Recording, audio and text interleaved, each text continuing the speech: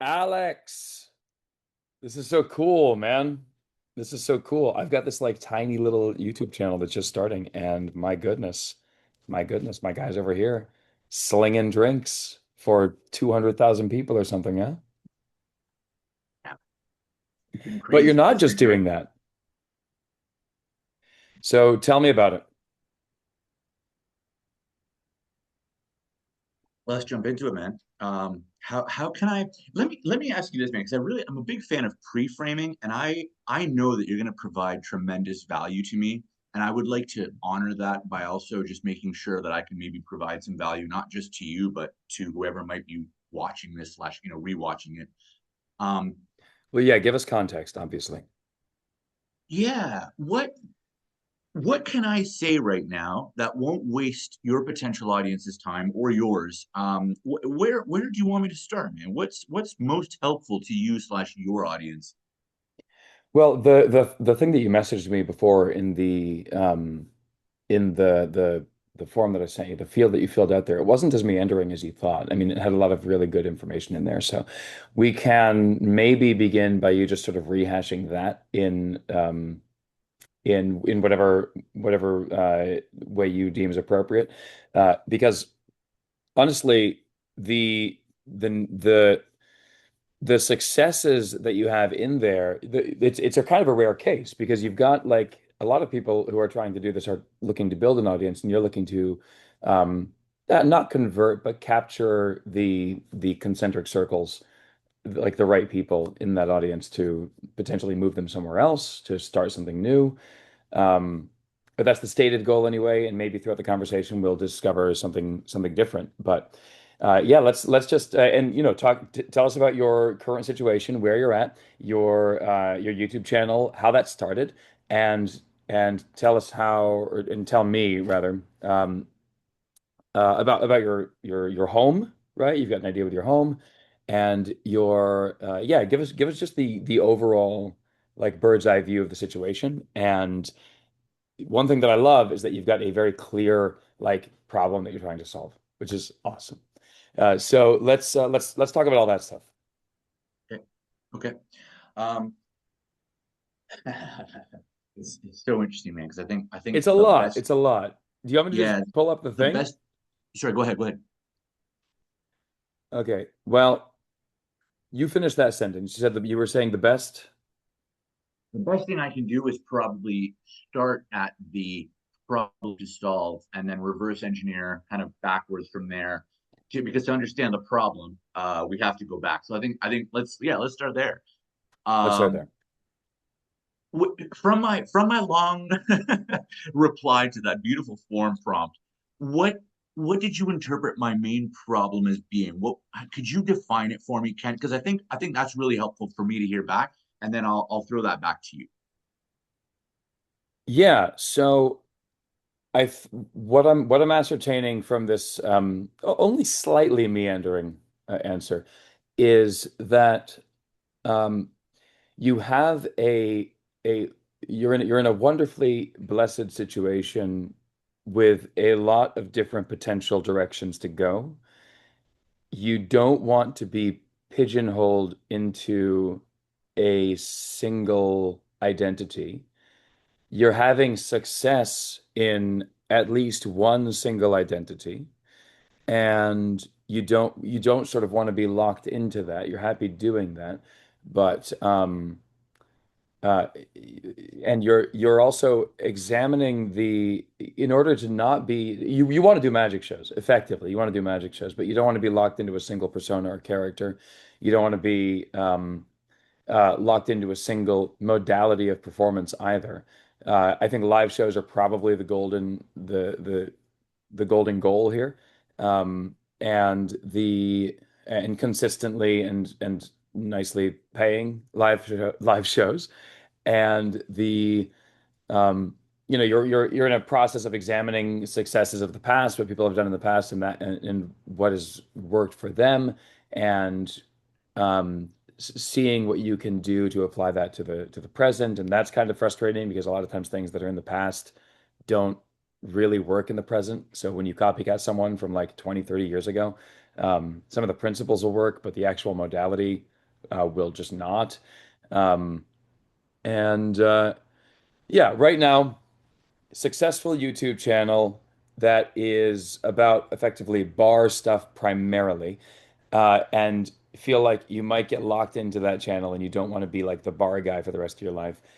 You simultaneously want to be doing live shows and want to find a way to leverage the success of this channel with these sketches and these skits um, into doing live shows or some kind of magical success.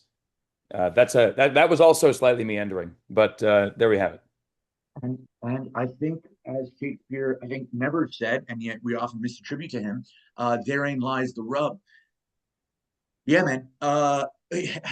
Here's okay. Let me preface this by saying I have a brilliant circle of some really cool people, present company included. And one of those people is a guy named Thomas J. Beleza, and I can send you a link to his work because I think you would love Thomas, and I think you guys should meet. But that's besides the point. Thomas has mentored me. We started a kind of a consulting client relationship. Long story boring. Thomas is now a friend after years and years, and I'm honored to say that because Thomas, the way he thinks about entertainment is brilliant. And one of the things that he always says is the mistake that musicians make is the same mistake that actors make, magicians, visual artists, poets, etc. He's like, artists think that their job is to do their art. Nay, their job is to network, market, and practice. And if they do their job, they get rewarded by getting to do their art. So, like, that's like step one frame of like big macro. Oh, I'm I love fully this, man. aware. Yeah. Oh, yeah. Because it's so true, right? Like, if you network, market, and practice, and I'm not saying, you know, be the guy that's doing card tricks in the intermission of Kent's show in the lobby, right? Like we've all seen that guy. I personally like. I don't care. Like to me, it's like flattering if someone's doing card tricks in the intermission. But again, that's not the right place to network, market, or practice, right? Just wrong context. But I get what they're trying to do, right? And maybe they're excited. I'm digressing. It's weird for me to be vulnerable, man, knowing that magicians are going to watch this. Um, Yeah, I know. I say that with so much love and respect for 99% of the community. Um, Well, I you're the brave one here. You know, people if you're, being vulnerable on camera for this community is tough because it's one of the just it's a small side tangent. You've always been sort of an anti-ego guy, as far as I can tell. And Magic community, man, it's tough because the minute that you spend $20 at Tannins, like 10 minutes later, all of your friends are telling you that you're the best and that you belong on television and all that stuff, and you just don't. And it's tough. You get to point. It's the only art form I can think of where it is a necessity that you get more credit than you deserve. Yeah, and and I'm so grateful you just said that, good sir, because a random sidebar. If I swear during this conversation, is that okay, or do you want to kind of ixnay Yeah, this? Okay. please, please. Uh, I'm fighting the instinct to not just get all the swear words out. I appreciate the compliment. Yeah. I think ego is. I think it's way more interesting to watch someone go through an ego death than it is, this beating of the chest bullshit. Yeah. I totally agree with you, and I think this might be a multi-day conversation, sir, because it's so nuanced, and I think we could go into so much. But I'm going to try to reel it back just to me. And speaking of ego death, uh, but you're absolutely right, and it's like this is where I wanted to pause. One thing that you said, which was live, consistent, good paying shows. Yes, and as our brothers and sisters, at IO Theater would say in Chicago, um, it can't be the end goal because in the beginning, right? And I'm going to treat this as the beginning. Let's ignore the 4 restaurants a week, one, two, three, four every week for 5 years. Let's ignore that I started doing my first paid gig at 12 years old, and then let's ignore that I'm 34 now and I started magic when I was 6.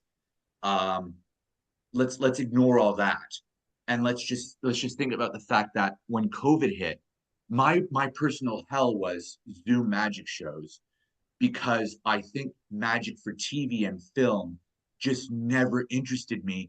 I love TV and film. TV and film uses secrets, just like painters use secrets, just like musicians and magicians use secrets.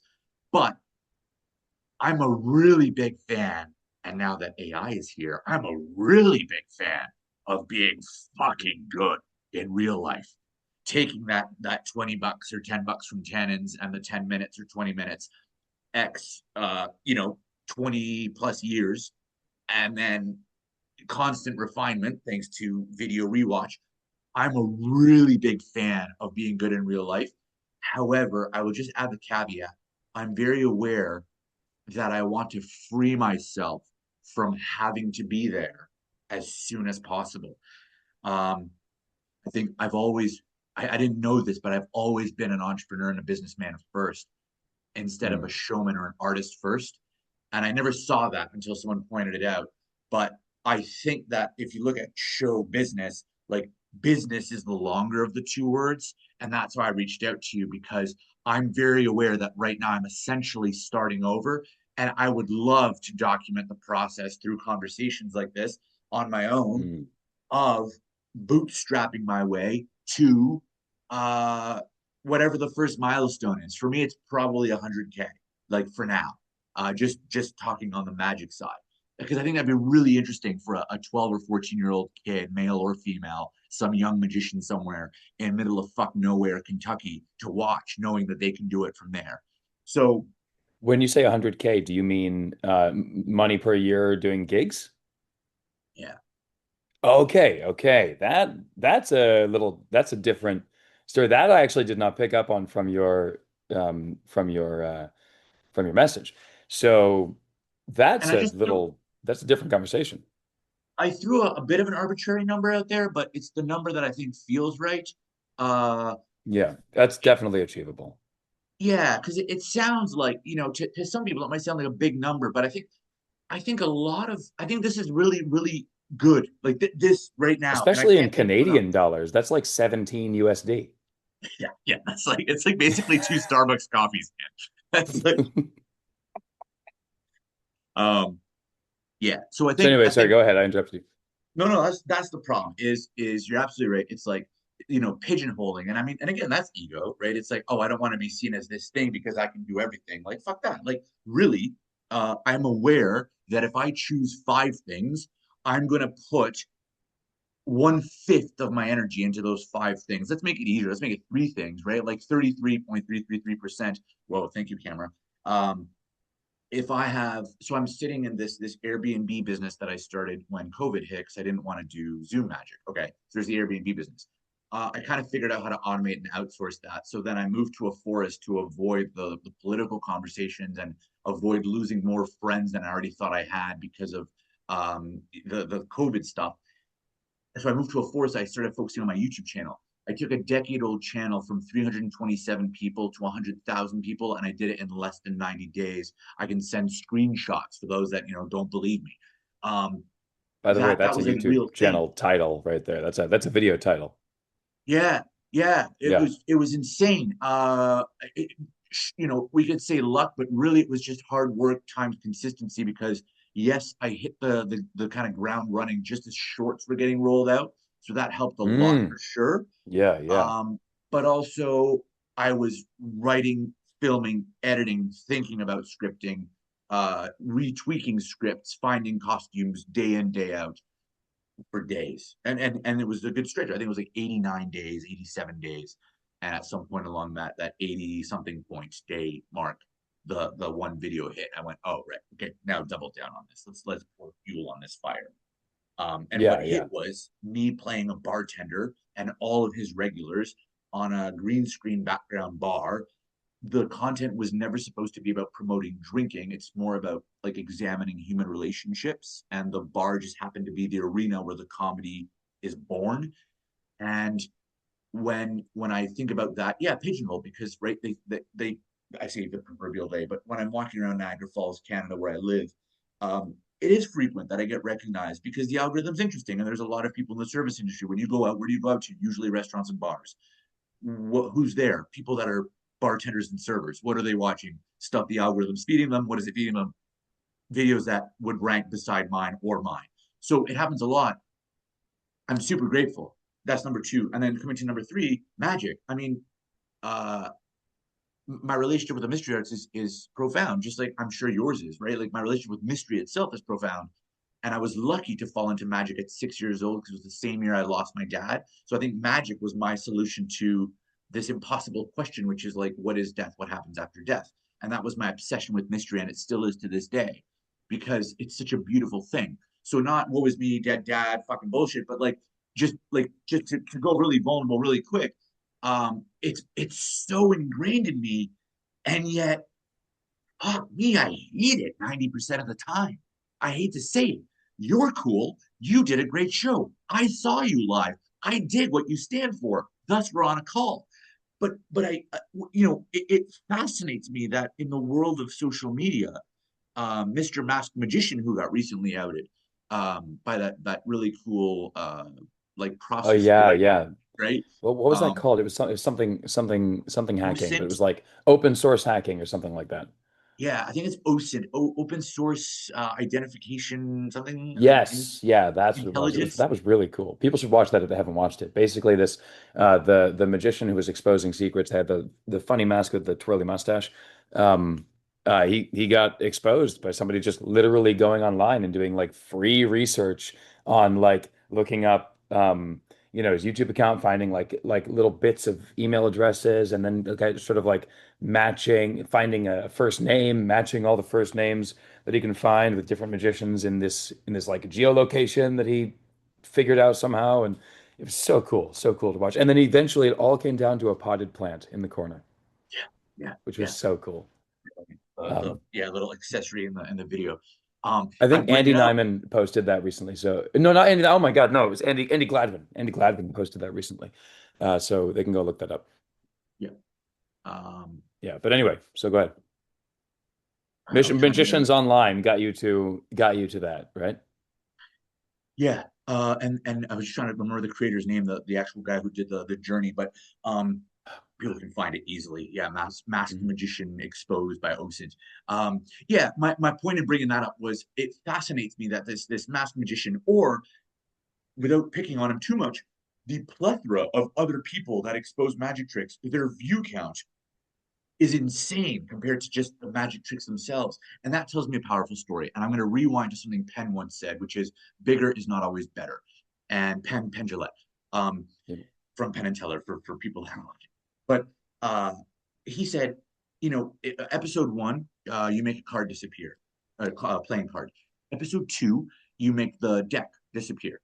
Episode three, you make a glass of beer that's sitting on your close-up table by the deck of cards disappear. By episode four, well, now we're at something else in the room that's slightly larger. Episode seven, skipping ahead a little bit, you're making the car disappear, the vehicle. Episode nine, we're doing a train.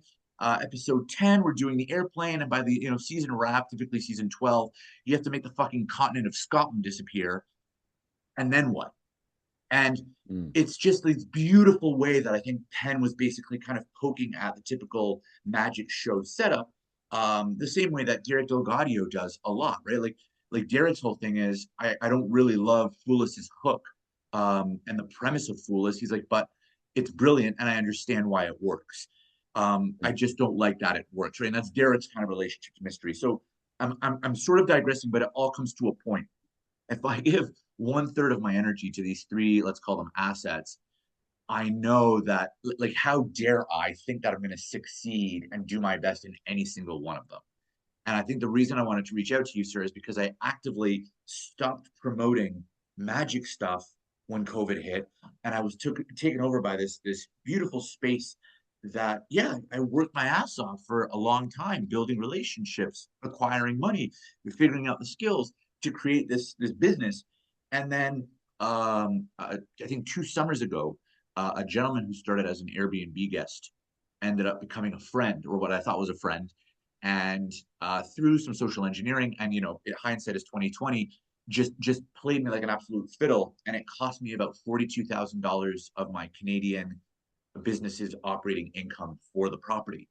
So that Jeez. was a pretty massive cash flow hit, and in 2 months the city of Niagara Falls can start to force of sale my house because of back paid and unpaid property taxes, which I'll settle with them.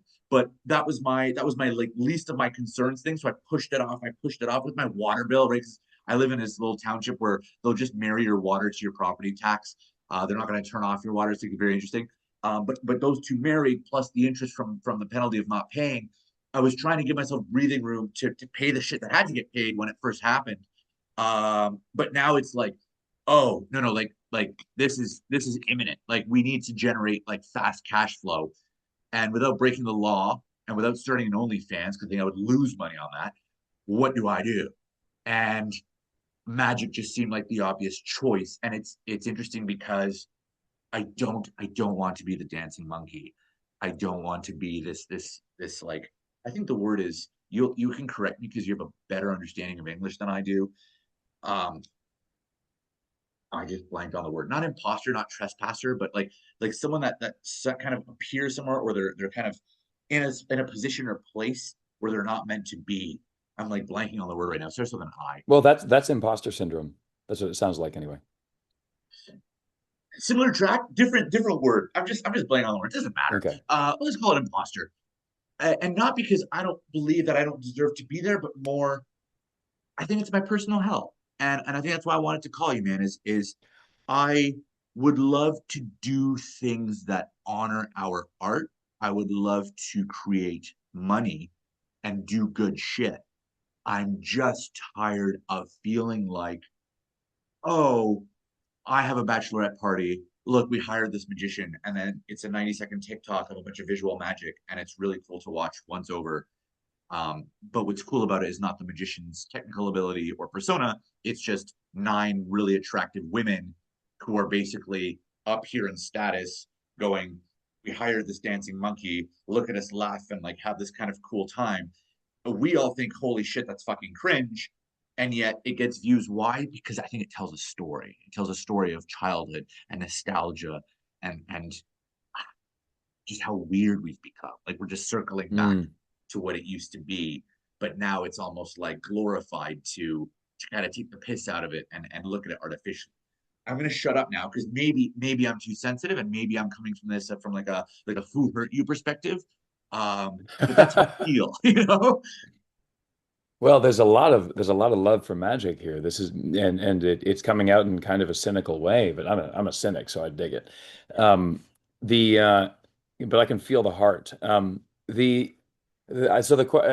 just have more questions than answers at this point, but the pressing question is like feeling this way about this art that we're doing is is uncommon because most people will be very, very proud to push out that video that you just described. And I I think that the way that you describe it and the way that you feel about it is actually it vibes with how I feel about it, kind of, but it's kind of context dependent. Can you describe a video that you, I mean, if the answer is that you just don't want to do those videos, then you certainly don't have to. Right? That is certainly not something that's necessary to make really good money doing corporate work in magic. But if the answer is that you don't want be to receive money and then have an expectation put on you to perform, then in the same way that, you know, show business is the larger word, performance art, performance is also the larger word. And yes, at the end of the day, we are not uh, some some grandiose, you know, character looking down on the plebeians from the skies. We are not the gods that we make ourselves out to be. We are jesters, we're clowns. And no matter how seriously we take ourselves, everyone from Sylvester the literal jester to Darren Brown is a clown. And that's people show up to forget about their kingdom, you know, and and that's the service that we provide. And sometimes we can trick people into thinking that our status is higher, and sometimes it is. I mean, it depends on context. It depends on who you are. But at the end of the day, you know, if you want to make if you're not a big name or like I actually don't know exactly what it would look like to not be a clown. I mean, even Darren Brown is a clown in some very important sense, and I think that he'd recognize that. Now he's approaching that from a lot of different interesting and artistic ways.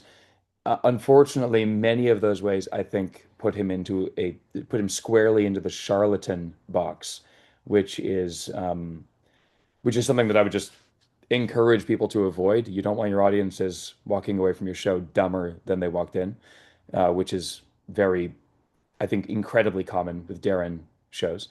But yeah, I would want to ask you what kind of video or what kind of piece of content or what kind of anything would you think is not cringe in the way that you described that other one was cringe? Hmm. Like, is there something that you would think is like that there's like a golden thing to like aim for, or is it all cringe, every bit of self-promotion? So two things. First of all, I'm going to rewind. A note for your future editor slash yourself slash your AI assistant. I'd like your AI editor slash real life editor to go back by about 2 minutes, and whenever you started the sentence Sylvester the literal jester to about 30 seconds in, that's a vertical clip that I absolutely want you to repost and share and distribute, because I think that was worth the price of admission, as it were. Um, Well, thank this you. is yeah, no, that was a brilliant soundbite, man, and I'm actually still processing it when I'm just stalling for myself before I get to point two, because it was so good. The very it's like, in comedy we have this rule, which is hubris cometh before the fall, which is just a pretentious way of saying the ego comes before the fall, right? Like the pride comes before the fall. um Yeah. and that's comedy, that's drama.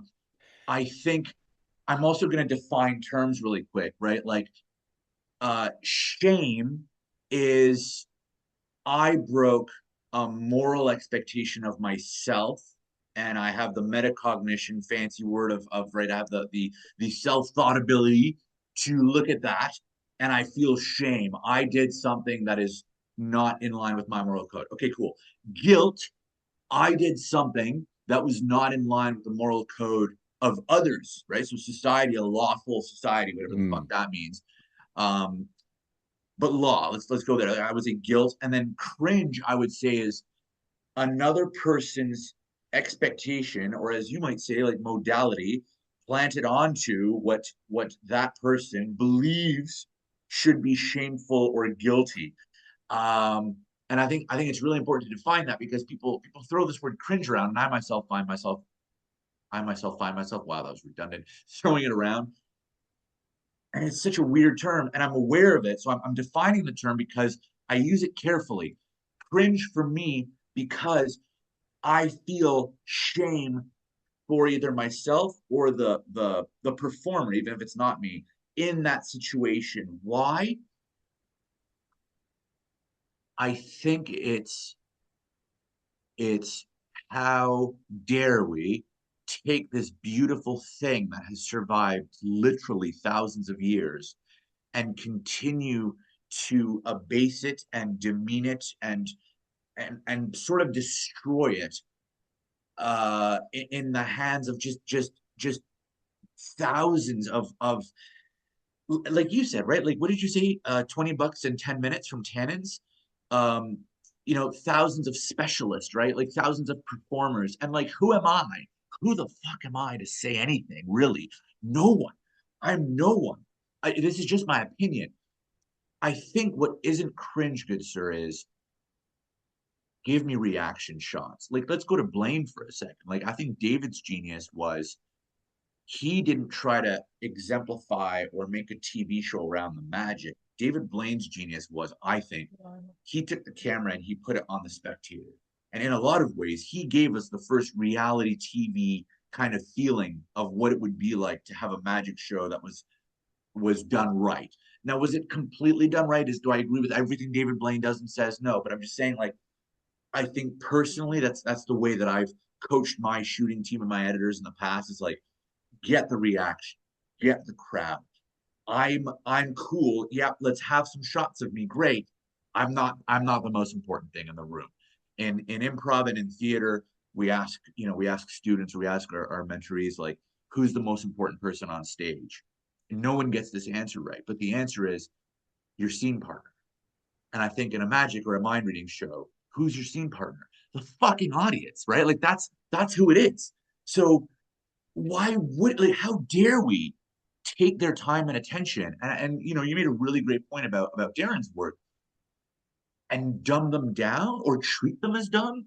Like that to me, I think is the cringe that I'm talking about. It's Mm. it's just and if there's nine sexy women at a bachelorette party hiring some dude who's fairly good looking but nerdy as fuck to come do, you know, pom pom sticks and some cool rope routine, great. Like I don't judge that. I think what I judge is I'm not a huge fan of those videos circulating the internet to provide the frame of, oh, we can pay $50 and have this experience of this guy coming with this little suitcase and doing this thing. And it's not because we're admiring magic and enjoying magic. We're doing it because it's kind of haha funny. Look, we're in our 30s and we hired a magician. Mm. I Yeah. think I think that's Yeah. Okay. So those are, I understand kind of where you're coming from in the, in defining cringe that way. You have secondhand embarrassment for somebody, right? That's kind of the cringe. That's a, and that's the way that I would define it, as secondhand embarrassment. And some people, because people have different, some people it's cringe for somebody and not for somebody else, then it's like, yeah, I wouldn't mind being in that scenario, but you're like, oh, I would, right? And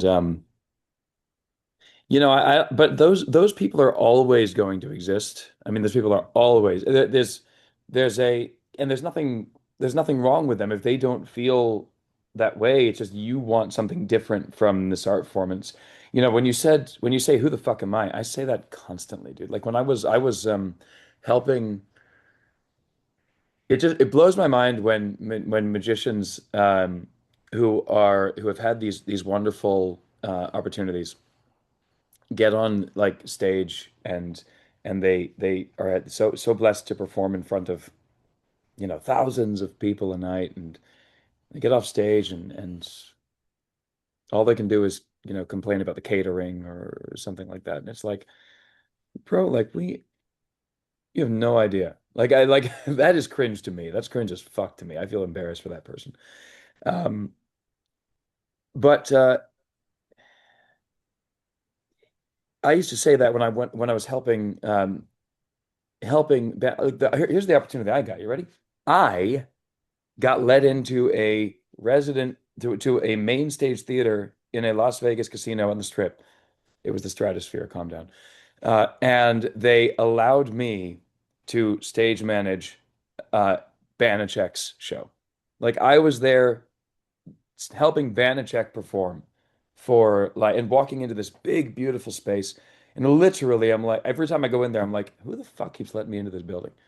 Like, it's so it sounds to me like I just like am filled with this sort of like amazement at what's around me and any opportunity that I get, and this gratitude. And I feel like you kind of have the same way. It feels like the most important sort of part to keep you grounded. I mean, Tyus actually, the guy who got me that opportunity, a good friend of mine here in Vegas, and I say good friend, but I haven't spoken to him for a little while, so I feel bad now. But he would always say, like, I have a machine in my kitchen that turns fire into ice, right? Like, how dare I not walk around being amazed all the time, right? Like, if you actually give it like a moment's thought, um, it's like you get used to it. Sure, you get used to it, but at the end of the day, it's like that's a goddamn miracle.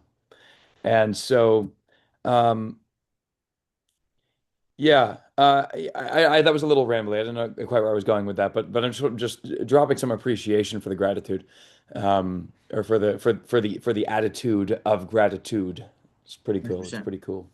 Um, but yeah, this thing about cringe in magic,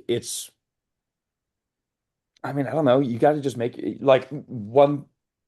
You might just be hyper focused on it, honestly. Like um, when people see that kind of stuff, I don't think that there is this thing about like, oh, look, we hired a magician to do pom-poms and stuff like that. But the people who are watching that do not feel the same as the people who are watching, um, Darren on stage, or even if Darren goes into like a corporate environment, or David Blaine or Ossie Wind or whatever, they don't think Dancing Monkey because of the way that it's just for some people it is obvious that they are maybe a little more like take themselves, don't take life seriously, but take themselves a little more seriously. And like the way that you hold yourself, the way that, if you got your magician who's like, yeah, I've been doing this for 40 years, and then they bring pom-poms out to the bachelorette party because it's funny, and they're kind of hunched over, and you can kind of tell that they're like really enjoying it, even it's on their face that they're enjoying it, and they can't really control themselves, and they're just loving doing the tricks for the people. That's a little cringe for sure, but like whatever. That guy's gonna do that guy, and you don't have to be that guy. You can be somebody else. You can be somebody who has a show that people come to, or somebody who produces some content that's a little more serious feeling in nature. I mean, I guess I'm having we're just kind of circling the drain on magic philosophy, and We can kind of pull it in, brother, maybe. because that's my fault, man. We can rein it in, Yeah, rein yeah, me yeah. in, man. Because I'm a Well, I'm let's a put big macro guy, and I'm very aware that that is my best gift, my most beautiful gift that I think my mom gave me because she always forced me to think big and ask big questions. But it's also my biggest curse. So It's please like, feel well, free we've got this opportunity for this bird's eye view, right? We're in a helicopter flying over the landscape, and you're just there with a sniper rifle zoomed into like this 6 square foot position, and you get there just long enough to know what you're looking at, and then change to something else, and then change to something else, and it's all of it's cool. Like I love conversations like that, but I'm also wanting to relate it all back to. Um, it's good to get the feelings out. I mean, it's good to understand sort of how we're feeling when we're watching other people, and at least we know what we don't want to do, right? At least we know what we don't want to do. We don't want to do pom poms for a bachelorette party. Listen, I love pom poms, by the way. Okay, like I love me a good pom pom routine. I love me a good road trick, and that adds to my inner conflict, Ken. That really does. I'm It's gonna a make well, a it's a good quick routine. note because I think this will really hit for your viewers because you said the word serious, and it's actually something that I stole from Darren from I want to say either Absolute Magic or Pure Effect. It's one of his like OG books, but he says Yeah. people confuse seriousness with solemnity, and just because you take yourself Mm, seriously does not mean that you're being solemn. And I think it's a really yes, yeah. important distinction because you're absolutely right. Like I take what I do seriously, but I'm very, very aware. And thanks to my good friend, my good friend Kent Axel Jr., even more aware today. I am just a clown, and not just a clown. I am a clown, and I say it with pride because when in North America, when you hear clown, right, it's like red nose, wig, pom poms, big shoes. But like the actual definition of clown that I fuck with is a clown solves problems with the experience of an adult, but the innocence of a child. Mm, That's my favorite dope. definition of clowning. Yeah. And it's like, if I could just remember that, like, what is magic? I mean, we could put anything into that frame, but magic's a really solid one, right? Like, I'm solving a problem. I need to get this card from the middle of the deck to the top and it's signed. How do I do it? With the experience of an adult, so years of practicing the past, the Hofsinger or the lapel spread, whatever, maybe a double lift. Experience, but the innocence of a child, and that's interesting because for me it's Mickey Mouse and Fantasia. It's like holy shit, the cards at the top. That to me is way more interesting dramatically than and then the pop up move, right? Like, but both are valid, right? Like that I would say is the innocence of the child moment. So I think even Magic by its most like stripped down. I'm just using ambitious card obviously as an example, but um I think it fits that mold, and like that's why I was so stoked about that clown point, man. It's like yeah, fucking a. If I can, So if I can swing please. back on before we move forward, actually, I want to linger on that for a second because that's something that I think is worth planting a flag in, at least. This When you just described and mapped that definition onto a magic moment, the problem, the I think when we begin with the problem, and the problem is inherent to the magic trick or related to the magic trick, I think we're actually beginning in the wrong place because the problem that's being solved is in the other person, not in the magic trick. And sometimes there's not a problem until they realize that there was a problem, and the problem was that they didn't get to see some magic, I guess. I don't know. There wasn't a problem before the iPhones came around. So sometimes people need the phone, and sometimes they only realized they needed it after they got it. But the pro- but you know your comment earlier about the most important person being the audience member, I think, can be grafted more effectively onto that because the innocence of the child thing comes from them, right? Your response to it, whether you want to do like a Jeff McBridean, like, oh, it's on top, or you want to do like a Jason Ladany, yeah, it's on. If you're not paying attention, it's on top, like or whatever. Like whatever approach you want to take from your side doesn't have to be the childlike thing. The childlike thing is what's happening in their brain. The adult experience is that you are having a way to make that happen, I think. Like I think that the it's like problem, adult solution, adult experience, childlike wonder, and then what was the last thing? The clown solves problems with the experience of an adult and the innocence of a child.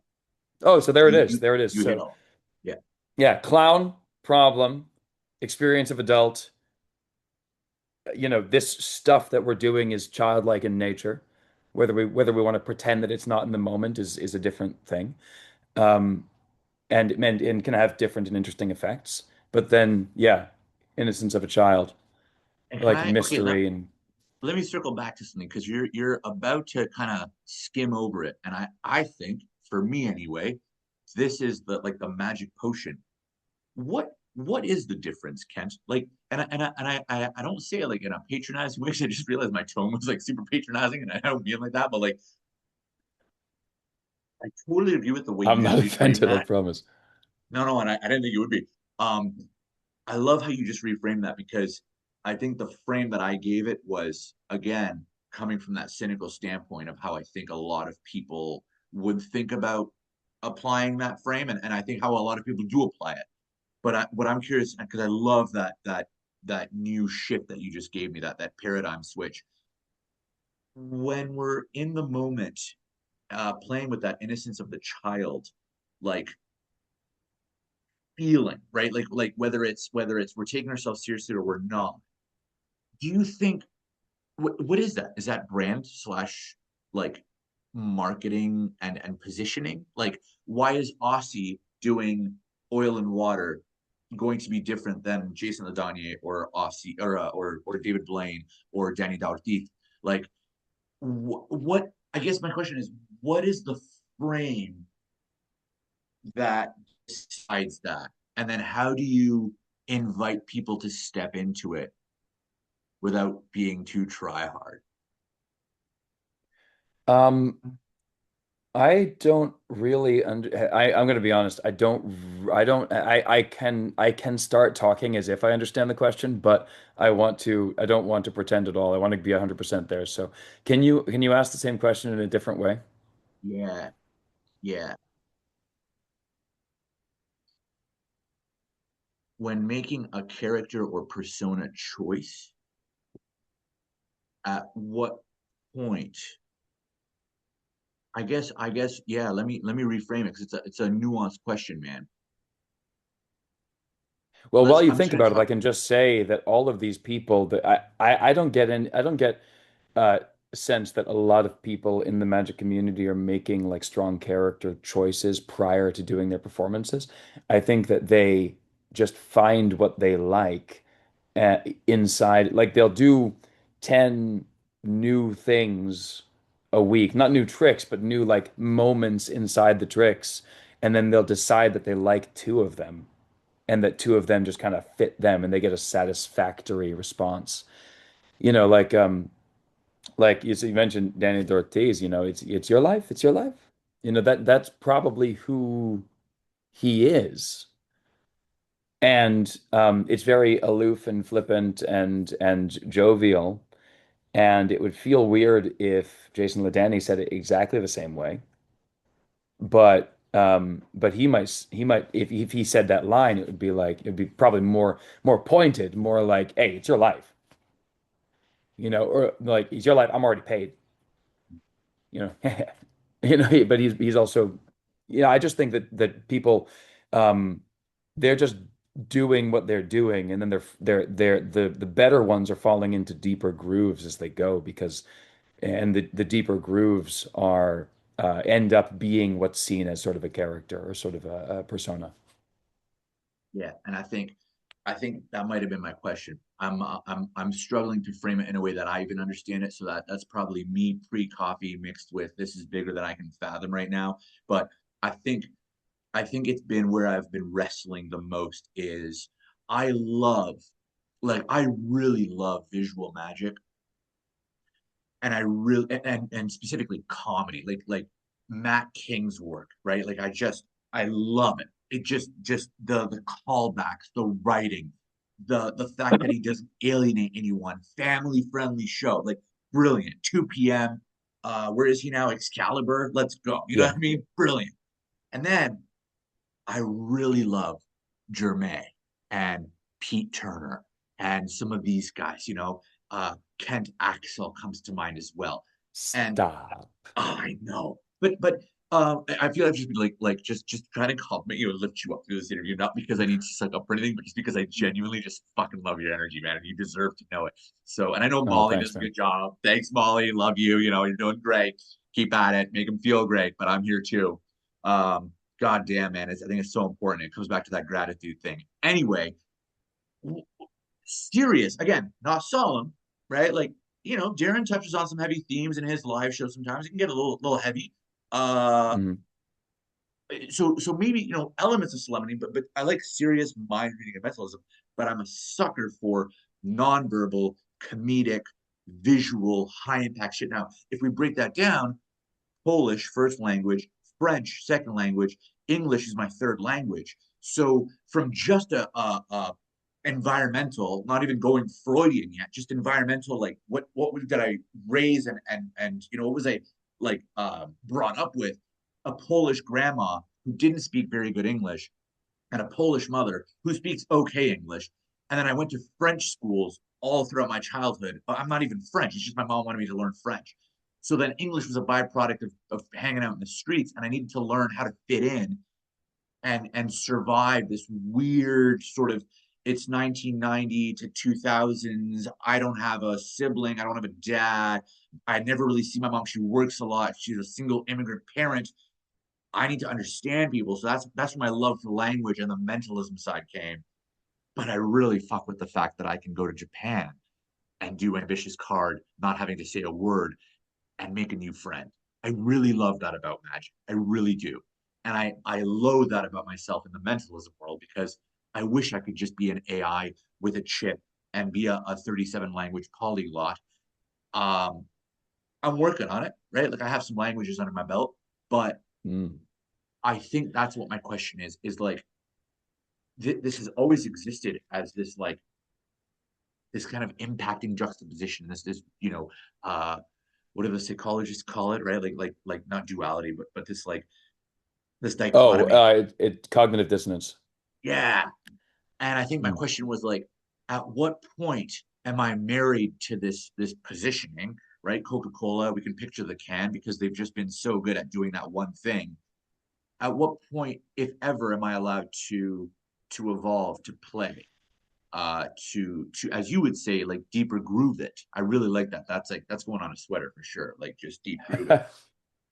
Um, Well, the deeper grooves kind of actually lock you in. It would be weird to see Danny Ortiz go up on stage now and do like a very serious like mentalism routine. It would kind of be a little jarring, a little grating, because we have our expectations of him, and that's ultimately maybe where you're having this struggle. I don't want to create deeper grooves because it's just I don't want to get locked in. Literally, the image is of you're getting locked in, right? I mean, it's harder to get out of a deeper groove, but also the deeper grooves are more interesting.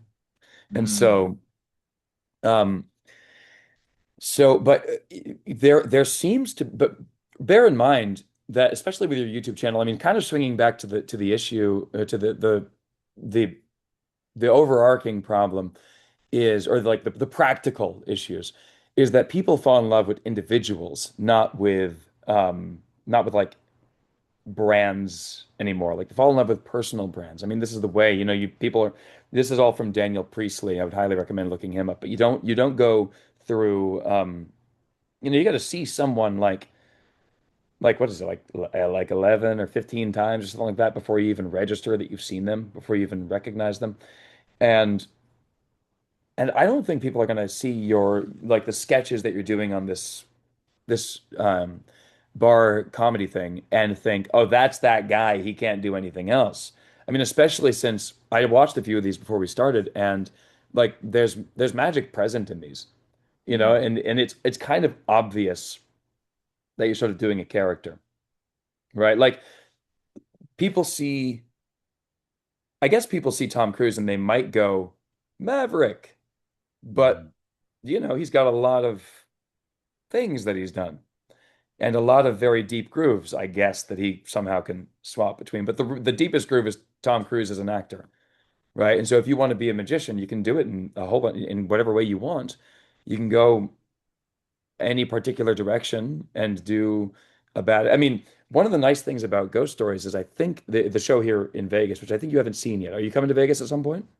I haven't seen whenever you want me to. Let's go. Yeah, sure. Not just Whenever yes I and want maybe. you to. Whenever. Yeah, Okay. just tell me. All right, Let's go. sweet. Good. Yeah. Good. And just if you need me to hold your coffee when you're doing stage management for Managing Man, I'll go grab the coffees. We'll Yeah, hang out. It'll be shows in fine. 5.5 hours. Okay. Well, the Banachek show actually ended a couple of years back, um, but it was just such a good opportunity. And yeah, side note, for anyone who wants to succeed in this kind of shit, like involving yourself in somebody else's project and like networking inside there and proving yourself in a way that is helpful to somebody else is like just so valuable to your career. You can make friendships, you can make really good connections. And Let's go back to that just so on a micro level, Kent, because like you just said it yourself when you were talking about it when you first mentioned it. You said your friend Tyus, like just for like the younger magicians and like even not even magicians, just any artist. Like I'm gonna underline and double underline what you just said because I think it's so important. Be present, active, willing to either lead, follow, or advise at a table of your peers. So if you want to be a musician, go see what the music unions are doing in your local area. Get involved as a volunteer. SAG-AFTRA for the actors, right? Like you can get involved in these unions without having to be an actor yet. And you can still volunteer, you can still show up, you can still do shit, you can sweep the floors for these people because you'll be around them. Harrison Ford mm, got work as a carpenter. He was literally hand carving a railing in Steven Spielberg's house when Spielberg yelled out, "Hey Harrison, come here! Can you do a line read for a sec?" And that was Star Wars. Like I can't underline it enough because like it's people get dissuaded by it, but I value and appreciate you saying it because I think there's millions of people that need to hear this that won't, and I want them to. So share Kent's work with your friend, please. Yes, networking, relationships, and again, that comes back to just letting go of the ego, right? Like I don't see Kent as any less talented because he just told me, yeah, I stage managed Vanacek show. Like if anything, I just see him as like more well-rounded, more of a valid performer to deserve being on whatever stage I see him on next. Like it's interesting, right? Because as performers, we think, oh, man, I'm not gonna hide the shadows and stage manage, pish posh. But it's like, well, actually, everybody else would actually see you more qualified if you did. So anyway, man, sorry, that's just like a quick point. I really appreciate you saying that, and I wanted to like highlight it with my invisible no, paintbrush. it's a really important point because anyone who wants to do anything in any industry, I mean, so especially in the magic world, I think it has something to do with that, with us all being told how great we are, is that we feel like, oh, we need to start by putting a show out and starting to sell tickets and just desperately getting people to try to come to the show or whatever. And or doing something, I'm going to make a YouTube channel or I'm going to do this or like whatever. And it's the answer is probably yes, and like try all this stuff, but like don't be allergic to, you know, doing fucking balloon animals at Burger King if you're okay with doing kids shows or whatever. Like if you just want to make a living doing this, then one of the best things counterintuitively that you can do is go out and do it for free. and you can do it. You go and do it for free at a restaurant. You go and do it for free. You become a customer somewhere, and you befriend the staff, and you get to know the managers and all that stuff. And I mean, for me personally, I didn't see um, stage managing for Banachek as a step down because it was one of those things where it was actually during COVID that we started that, and I had done tours for my own show for Mind Reader that you saw, and I had done really well in the corporate world for my last couple of years that I was spending in New York, and things were taking off really nice in Las Vegas, but then COVID. And I do not like Zoom shows either. I did them, but I don't like them. But man, working with Banachek, of course, what an amazing opportunity. I'm a very, very lucky guy. Um, and that was just from literally, I met Tyus at some event and then invited him to a game night. I do game nights here, and we played board games. And he doesn't get it. Why would you give yourself intentional stress? And I think that that's awesome that he has that perspective. But yeah, that it's so important.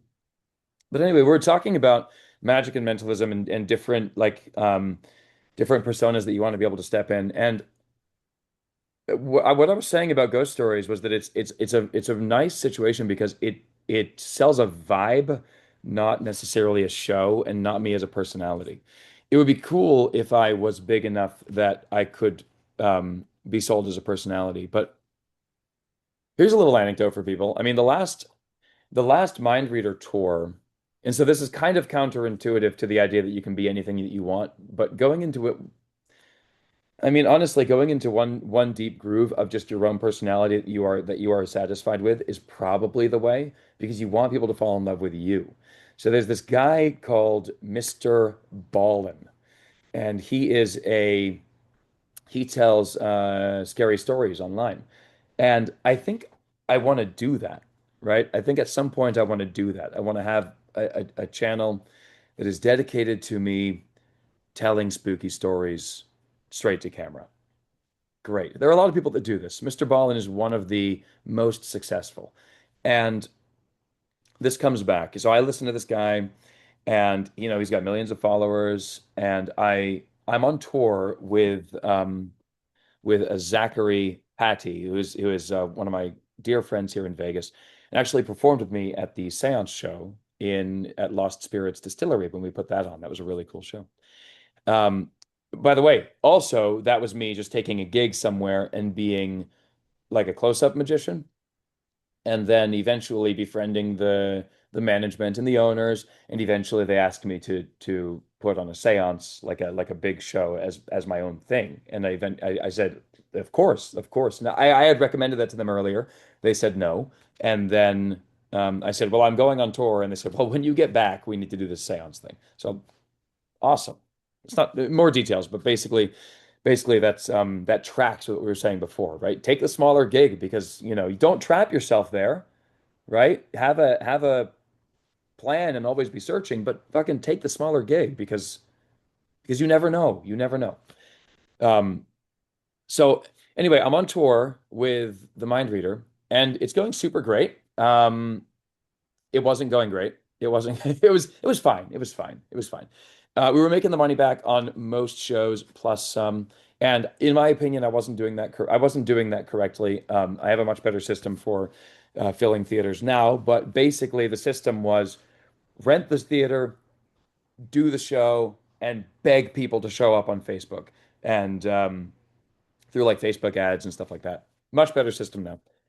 But on one show, we literally had 12 people in a 600 seat theater that had cost me like maybe 3,500 all in to do that show. It was brutal. But that night, I'm looking at Mr. Ballin and I'm listening to his podcast. At the end of the show, at the end of the episode, he goes, "We will, and also if you want to see me live, you can go down and check out my I'm actually on tour right now, so you can go and check out my tour. There's a link below. You can go and take a look." And I look at the link, dude. He's telling spooky stories. That's what he's doing. He's delivering exactly what he gives you on the internet, right? what you see on the internet is what you're going to see in the theater.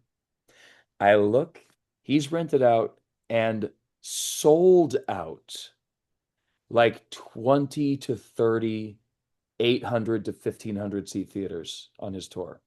I go to buy a ticket. All right. I mean, there's some available. There's some available, but when they dropped, they were gone.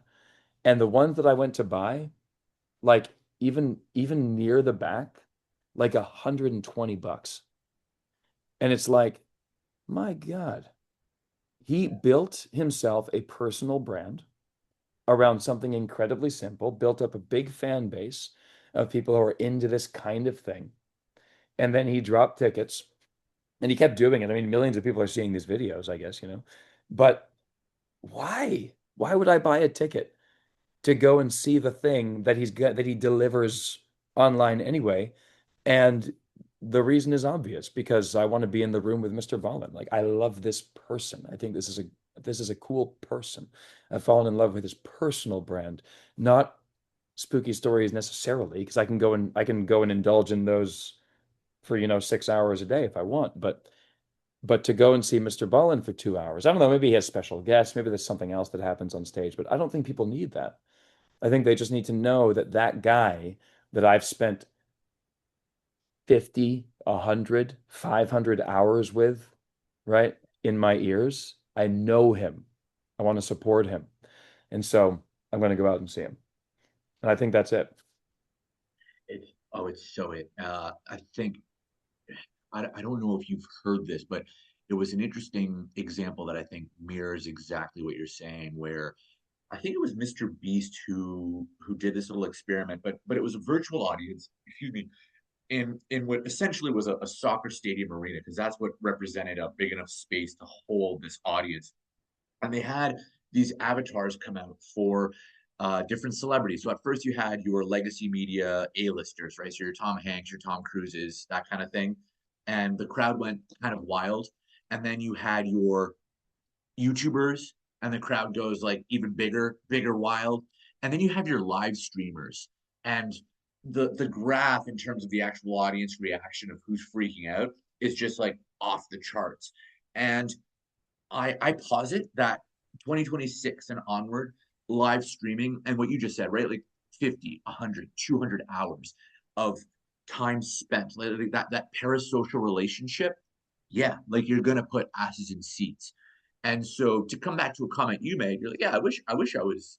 You said I wish I was big enough to just have the draw be me. But you were talking about ghost stories, and I think that's why I wanted to hop on a call with you, good sir. It's like, okay, so what is the game plan to be better as me, like as a performer, to go deep groove, and then to be that big of a name? What's the how do I reverse engineer? And I think it comes back to the problem I'm having, which is why I wanted to hop on a call, because I think it has to be conscientious and very specific choices that are made.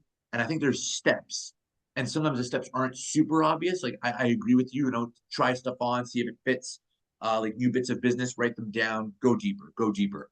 Um, but I'd be really curious. Do you think, as a member or a performer of the mystery arts, I slash not just me, but anyone, but let's just talk about me for a second, can have that impact that this storyteller that Mr. Ballins has? Yeah, it's kind of hard now, right? I can't think of many magicians who are making that kind of impact. And so and like you Why? said before at the beginning of this conversation, a lot of the people who are making impact with magic are the ones who are exposing it. And so one part of this, which you might vibe with, you might not, it doesn't, but this is kind of an intuition that I have, is is that people highly value authenticity now. In a world of AI slop, in a world of constant digital just bombardment, I think that people really value authenticity, and authenticity is almost antithetical to magic.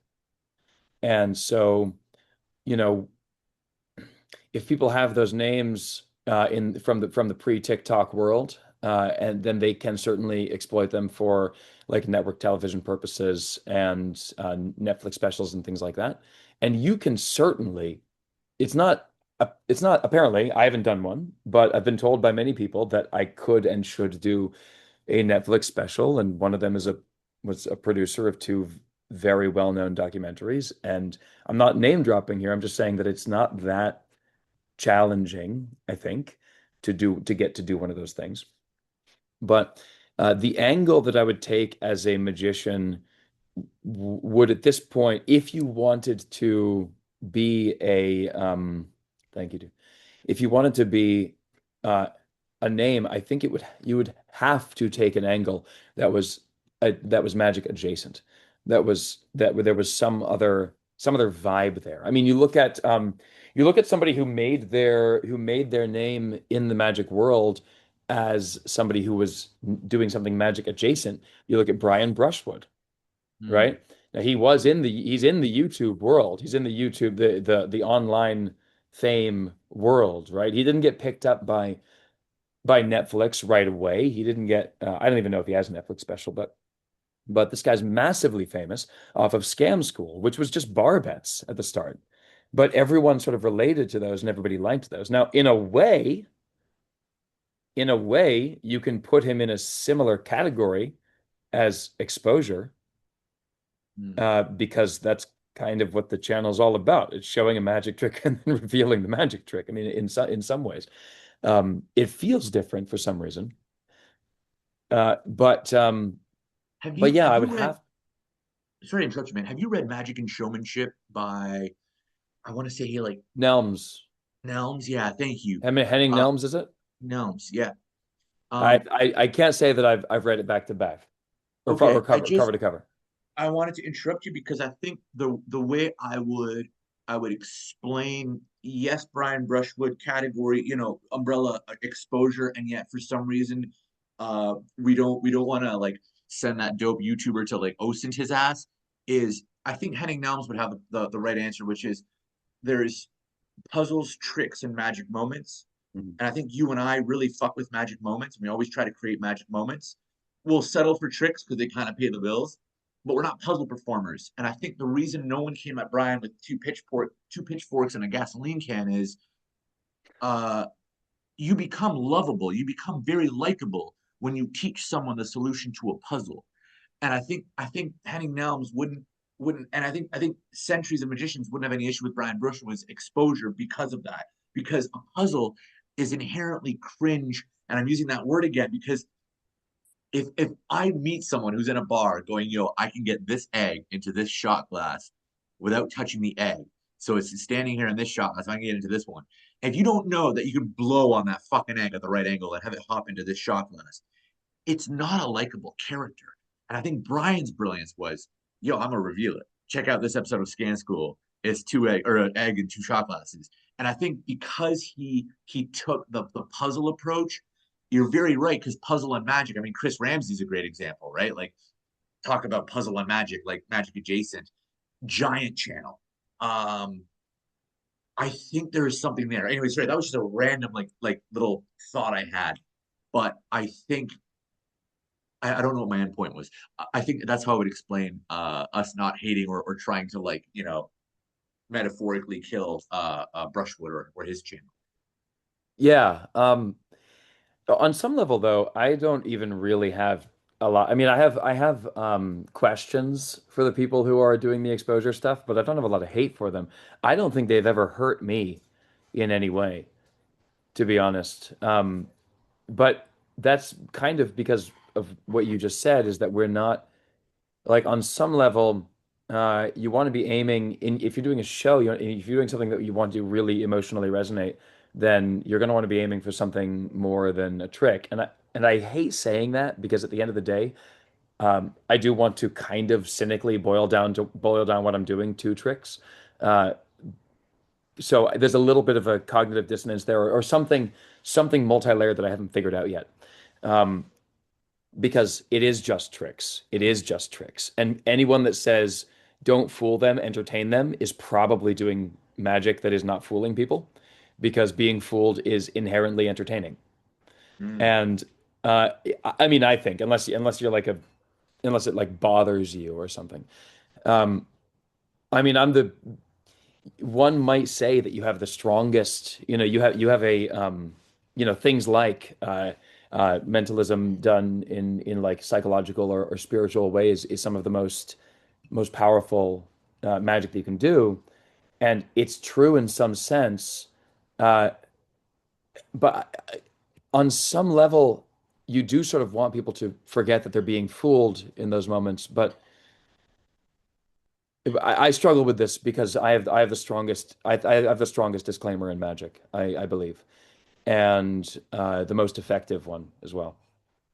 But also, I have a very spooky show, um, which if no disclaimer might cause believers. I don't know. I'm not sure, but ultimately, wow, this is a really mixed up soup of stuff that we're getting into. Um, why is Brian Brushwood different than that other guy? Maybe because he's charming, maybe because he's not trying to hide himself behind a mask, maybe because he is, like if maybe because for the same reason that if if Tom Cruise or Danny DeVito hit on you, it would have a different effect on whether or not they were creepy. Uh, uh, if they weren't famous. I don't know. I literally don't know. I actually like philosophically I can put those guys in kind of the same bucket. But I feel the same way that other people feel. If we're just literally boiling it down. I mean, he'll have people on and do and expose like beautiful magic. On some level, he got there and oftentimes it's their own routines, and oftentimes it's old routines. So maybe the problem with the exposure thing is that people are taking routines that are currently sort of marketable or currently marketed. But then that is just a business conversation. That Yeah. is not like a philosophy of magic and art, and it's gonna, hurt our art form kind of conversation. That's just a you're taking money out of some creator's pocket conversation, And I potentially. think I think that's my hottest take that a lot of magicians would want to slap me for is dude, I fucking love it. I love that these exposure videos get millions of views where a guy doing the actual original trick gets, hundreds of thousands maybe, because it reminds magicians, hey bud, take your ego out of it. If dramatically you as the character or you as the persona are not inherently interesting or entertaining enough to have the audience value their time spent with you, then you're going to have just raw, I'm just talking vanity metrics. I'm just talking views, never mind dollars yet, just vanity metrics reminding you how completely replaceable you are. Because what's interesting is not you, but the little trick that you bought at Tana's for $10. Bro, Going back there. that is an inspiring insight, right? Like we have the publicly available data on whether or not it is about the trick. And it And it most fucking of the is. time it Yeah. is about the trick. Yeah. And so No matter that's what you say. terrifying. Though we got the numbers, baby. Yeah. Yeah. It's terrifying and beautiful because magic and science, right? Always at this head to head, this like tete a tete, like this race. And I think it forces innovation because do I agree with all the exposure stuff? I'm not going to get into it because again, business conversation.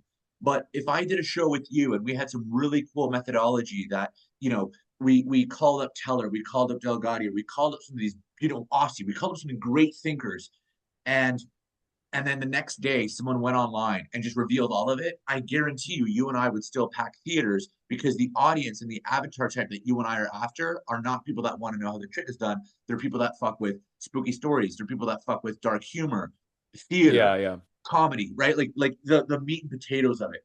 And so Yeah. I know it's a mixed soup, brother, but this has helped me a lot. And I want to be respectful of your time. And if you have to intermish at all, I'm still good for like at least another 20, 25 minutes, but I want to respect because we've gone way over. Yeah, yeah, we have, but it's okay. We also started late and I'm excited to be having the conversation. So it's been really good so far. Um, let's swing back into the practical thing. I mean, if from my experience, if you're talking about, I actually don't know how the committing to sort of a character or a persona or a modality of performance hurts you. What is your? I mean, maybe the the whole point of this conversation is to just get you to start moving in any direction that you want to, because it's not going to hurt you in the end, and getting you feeling that. But if you maybe you can answer that question for me. If you have some intuition around choosing a groove and making it deeper being a thing that's going to end up being a problem, can we talk about that? Yeah. I keep bringing up Darren because just hear me out. I it's not some like fangirl thing. It's like I was just exposed to his books the first kind of when I started touching into mind reading, and it's I keep coming back to him because I could just kind of recite them by memory, and a lot of the stuff that he says has really impacted me, but it's also created a lot of these sort of these dissonance moments or dissonant Oh, I'm moments. sorry. Let me just jump in here really quick, because there is no reason not to fangirl about Darren Brown. Okay. Darren Brown's Yeah. one of the greatest Magic performers that's ever lived. Now, I just want to make a quick comment. When I said earlier that he falls into the charlatan category, I hope that people understand what I mean. Brilliant performer, brilliant mentalist, and he even tries sometimes to make that clear. But I think that he's just kind of fully aware what he's doing. Like that's kind of like the hot take is that people, if you ask Darren Brown if people walked out of that show thinking that he was believing more or believing less in sort of like body language reading or super psychological, like Sherlock Holmesian pseudoscience, I think he'd have to say, because he's a smart man, that he's doing them harm, right? Or that he's making that they are believing less true things about the world leaving his show. He might caveat it with some like emotional thing, but like that's where I'm coming from in that. And it's a longer conversation, but basically I just wanted to plant that flag. Anyway, so No, no, bringing up I Darren Brown again. appreciate you. Yeah, because I just want to make sure there was no like no rivalry that I was stepping on, No, or not at bad all, not blood. at all. No. Okay. Um, I you've heard this term tossed around probably a lot, but this idea of like the performers EDC, right? We've taken like a military and like Yes. prepper language, and now we have the performers EDC, which I think is just so banal but hilarious and cutesy. And I have my own, EDC that fluctuates. Sure, we all do. Darren made a really interesting point in a book, and he basically said at some point he started to leave the thumb tips at home. And I mean, the thumb tip can be just a placeholder for whatever thermal fucking printer that attaches to your phone or thumper, whatever it is. Um, and he said that I started leaving the thumb tips at home, and I tend to say no because I want to serve my art through the right context, that's for the right frame. Dude, like philosophically, like goddamn, like I just want to praise that. And I think it's so cool. And I think to answer your question, like from a practical standpoint and almost pragmatic one, I'm so down to make strong and bold choices. I'm also very aware that you just answered something that really just like really hit.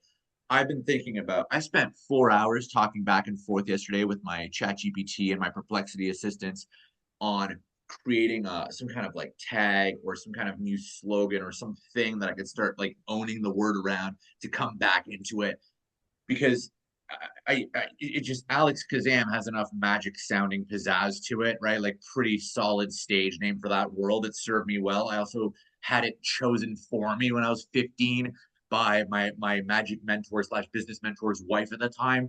So it was kind of like placed upon me by a guy who said you need a magic name because your real name's just not memorable. And I was like, okay, cool. And so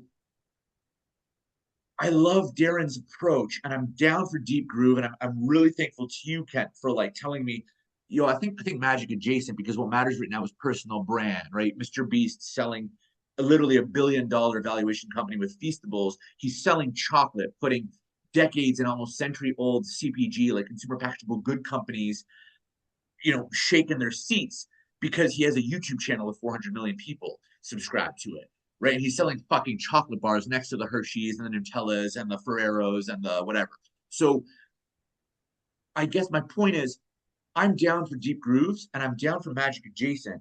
I just really want to be able to have a thumb tip in my pocket on an airplane, even if I decide to go like the serious mentalist side in my deep groove kind of conversation with myself from a business positioning standpoint.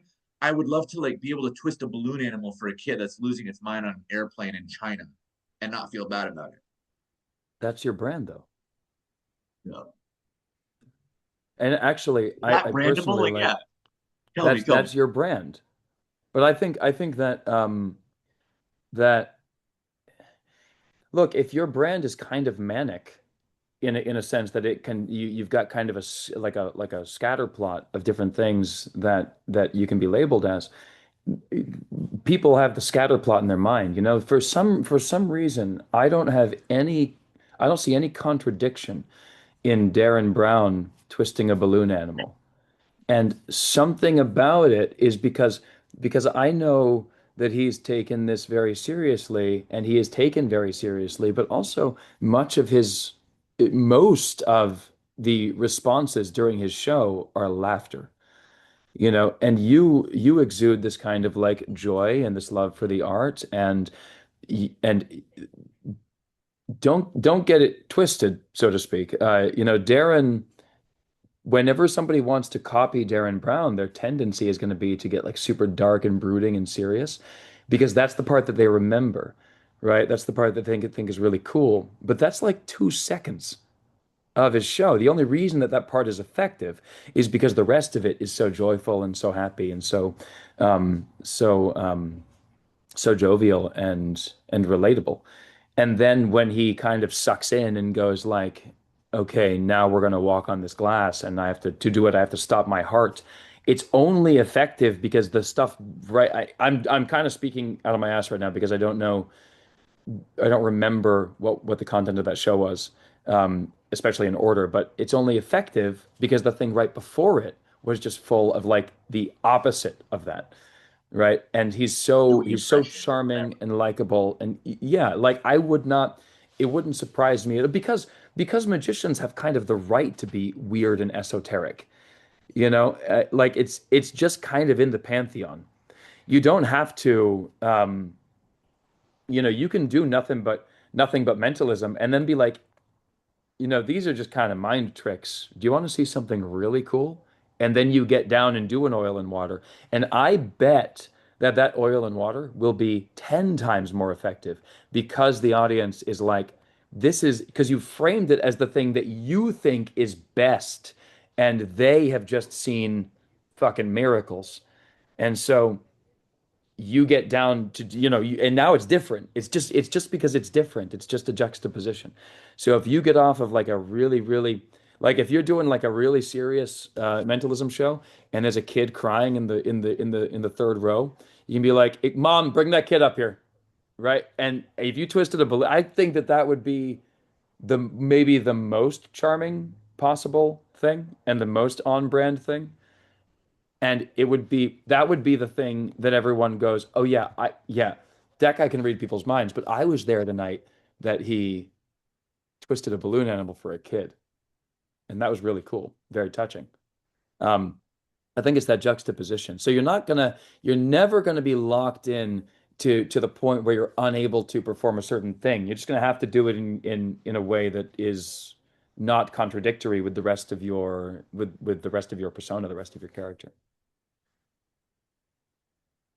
I'm literally taking notes because I think that's such an interesting like if we rewind this proverbial tape for by a few seconds, juxtaposition was a word, and then you said contradictory, and it's so true. I think the juxtaposition in terms of tension, the tension creates the memorable moments, and yet I cannot make choices that are contradictory to who I decide to be, which again is such a you know what I was at a Starbucks with a gentleman who I'm lucky, grateful, and privileged to call a friend, Greg Fruin. And for those who don't know, Greg Fruin is, the grand champion of Magic, FISM winner, this cool bird act that had tigers. FREWIN.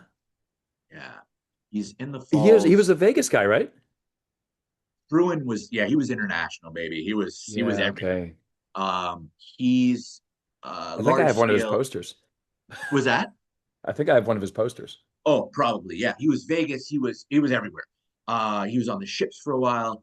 But Greg sat me down and actually the day before we were going to meet, he said, don't, he said, your problem is you don't know yourself yet. He said, don't follow the flock, but you will. Because that's Greg's way of making sure that I don't do what he doesn't want me to do, right? He said, but you will, which obviously makes me like, reverse psychology, not want to do whatever he's telling me Right. I'm Now I'm going to do. super not gonna. Yeah. Which Yeah. is like brilliant, right? It's just like, he's just such a great guy. And then at coffee, he said, I can't help you because I said to Greg like we have some mutual kind of overlapping interests. Greg wants to start some YouTube stuff, and I said, Greg, I'm more than happy to help you with that. In exchange, like I would love for you to help me with kind of just like honing this performance thing down and kind of getting a tight 7 for now, like just a tight 7 to 10. He said, I can't help you, and then he gave me homework. He said, I need you to tell me who you are. Who are you? And I think that's why I wanted to hop on this call, man. And that single line that you just said of like juxtaposition and that tension needs to exist, but it's not or, it's and it can exist without contradicting who I am, who Alex Kazam is as the persona, as the actual choice of identity that I've chosen to wear. And that without sounding so pretentious and like fucking theater kid in second year, I would love to ask you, like, do you have a systematic way to kind of the pleb that I am, right? Okay, dramatic arts degree, and sure, I've done some cool YouTube shit, but really, like, how? Like, I know what I want, and what I want is to define who I am. I know why I want it. I want it because it will help me make strong choices, find deeper grooves, and ideally, and I think most importantly, create a community feeling in my audience. So whether they are at the same show or they've gone to different shows, they as a community will come together and share those stories because I didn't get a real tear in my eye, but it was fucking close when you started saying, yeah, that guy can mind read, but I was there the night he twisted a balloon animal. This feeling, Mm. this wholesome ass feeling enveloped me. And it was actually the closest thing to real magic that I felt in a long time, man, because you reminded me why I got into this game. Really. And I thank you for it because that ultimately is why I keep coming back. And I keep forgetting. And then you and that simple little made up anecdote just help me remember, like, right, that's what it's fucking about. And it's not because, oh, we're using this cutesy kid and it's like, it's gimmicky because, oh, the kid was crying and like the magician. No, no, no. I would do it anyway. I would do it without the audience. And I've done it anyway without the audience, without the pay stubs, without the ticket sales. I know what it's like to change a deaf, blind, and paraplegic kid who also has a plethora of developmental disabilities entire worldview just through the look that his mom gives me because I did fucking sponge balls for him. Like I've had that experience.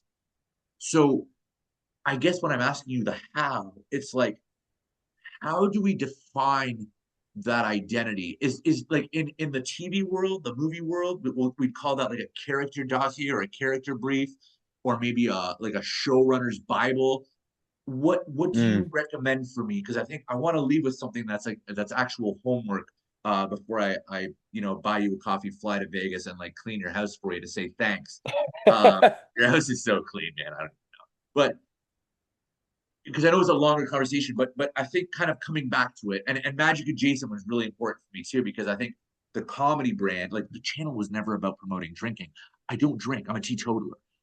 Like it was about examining human relationships in the arena that happened to be the bar, and then this pantheon that you described with the magician stuff. I think Yeah. I think personally, it has to be a theater show. Maybe it can exist in a speakeasy sort of after hours parlor vibe world, but that's a different sort of almost like the after show party set. I think the main thing right now is that I'm gonna go after is like this is a comedic piece of live theater and magic and mind reading happens along the way. I would love to know how do I define who am I? Okay. I'm gonna take a slightly take a little a little detour as I am wont to do. Just to say that I'm gonna have a like a philosophically different opinion than Freewin in this. To Because most of the time, I find that people who find some kind of success, they will then go back and describe their rise to the top in ways that are just inaccurate. Mm. And I don't know that this is true of Freeman. I don't know that this is true of anyone necessarily, but it's just kind of an intuition that I have. When somebody's like, um, you know, eh, you got to start, by meditating for 2 hours a day or something like that. It's like, well, you might do that now as big corporate douche guy, but like, what were you doing then? And well, it's like, I want you to believe I was meditating 2 hours a day then, right? Because that's really important to me now. But for real, I was making 300 phone calls a day, and it's like then you got all these people sort of believing that the way to success is 2 hours of meditation, and it might just be like doing the thing, like you could make phone calls while for the 2 hours instead. And maybe that's the right solution. Like another small tangent, we'll get back to the point eventually, but in magic lectures, whenever somebody goes like I wanted to come up with a good opener that had a pencil and a coin. In my mind, what actually happened probably was they were holding a coin and a pencil and they go, yo, shit, this is a good idea, right? They got inspiration and then they realized what the trick was. And then they realized that it was a good opener. And then in the lecture, they just have convinced themselves that process was reversed, that they began with a goal, and it's like then they make you feel like if you're just following your inspiration, you're doing something wrong. When in reality, maybe that's exactly what they did. And they just kind of want to seem like a genius in that way instead. And um, so to swing back to the Greg thing first is just that like maybe not following the crowd is the way. But I almost always will tell people that like the juice is in the doing. And Mm. there's so much good material out there, and there's no shame in just being an excellent magician in the classic material.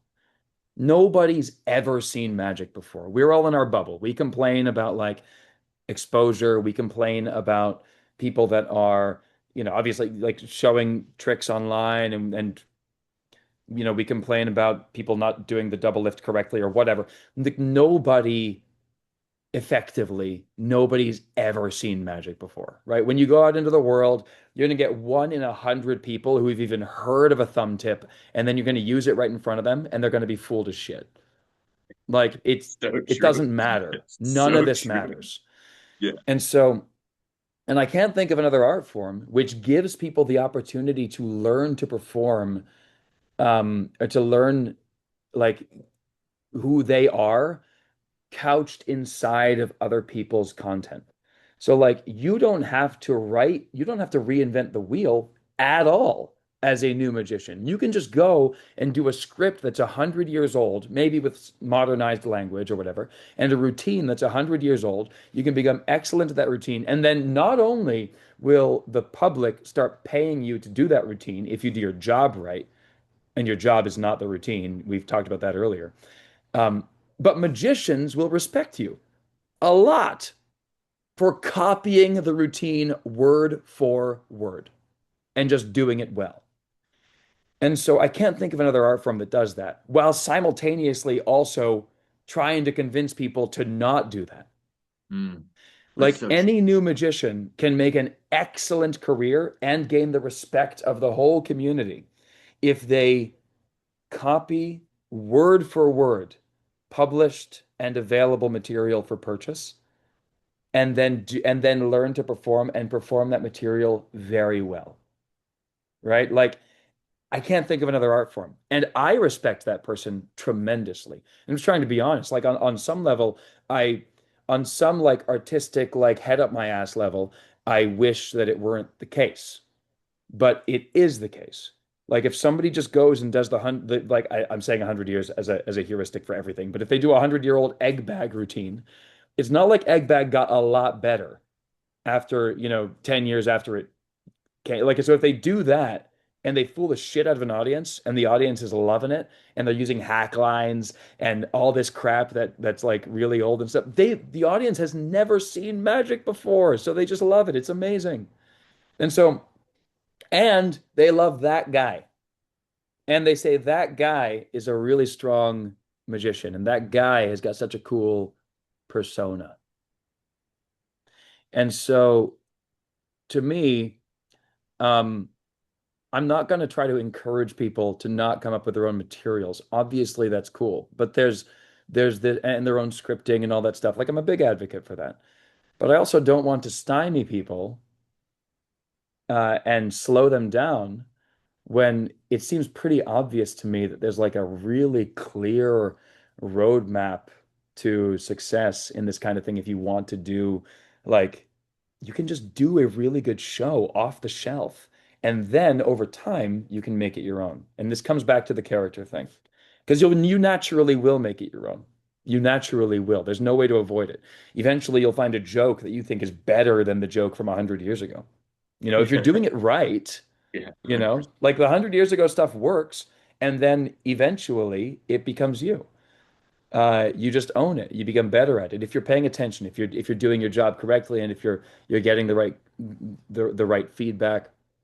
And so, at the end of the day, I would not worry about doing a.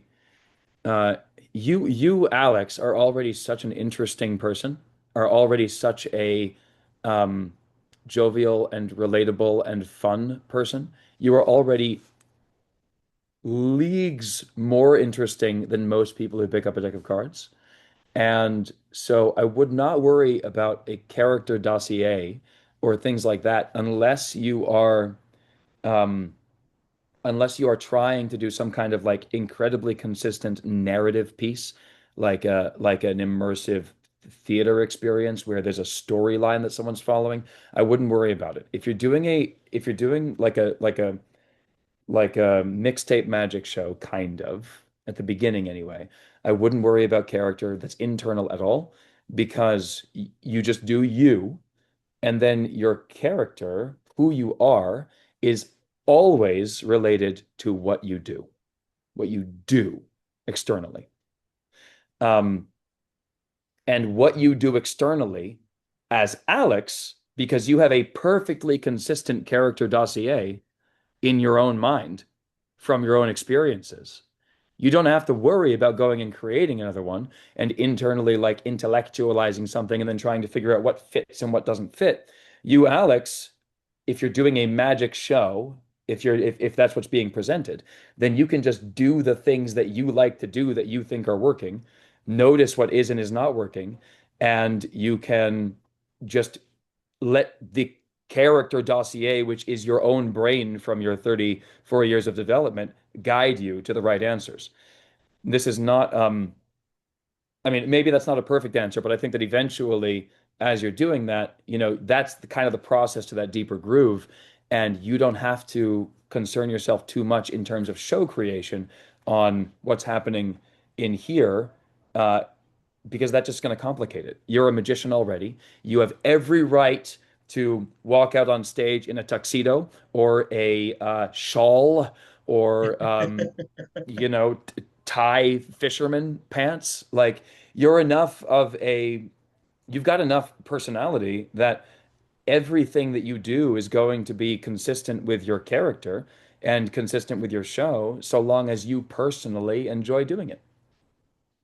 Dude, that was absolutely the greatest moment of 2026 so far. I literally sighed a sigh of relief as you went towards the end of that answer, and I felt this weight lifted off my chest. So I thank you because mixtape magic show, and if I enjoy it, like yeah, you remember the good old Steve Martin bits when he was doing magic and comedy? Like, he enjoyed it and it shows. And guess what? He's Steve fucking Martin now. And that's not because he was good at magic or he was good at comedy. I think Steve's problem is he has this quote that's often thrown around. It's like, be so good they can't ignore you. I think what Steve meant by that was like, be so good to yourself and be so good to the people around you that they can't ignore you. It has nothing to do with being good at your art form. It has nothing to do with Mm. being good at the supposed craft of comedy or magic or whatever. And I legitimately felt this weight because from a like just from a number standpoint, cash flow perspective, I need to do gigs right now. It like I don't have the financial power right now to say no to extra money because I'm in a position where it's like, okay, I did my best on all the other business fronts to make sure that like I can stop the bleeding and still create some sort of income. I won't call it passive, but I'll call it less active, right? I have to be there less. Like when people are sleeping in an Airbnb, I don't have to be there watching them sleep. In fact, I'm not there, which is great, right? Like and then they pay me money for that experience, the actual removal of me being there and them feeling safe and unseen is great. But with magic, right, I have to be there. And so, like, right now, I have to go and do this thing. So, mixtape magic show, fucking amazing. I'm appropriating that because I think it's brilliant.